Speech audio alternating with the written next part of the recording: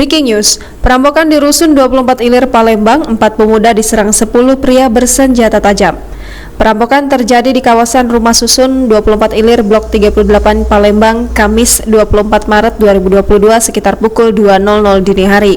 4 orang pemuda diserang dan dirampok sekelompok orang.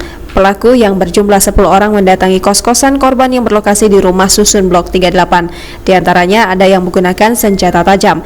Akibatnya 3 orang korban mengalami luka di kepala dan tangan akibat sabetan senjata tajam.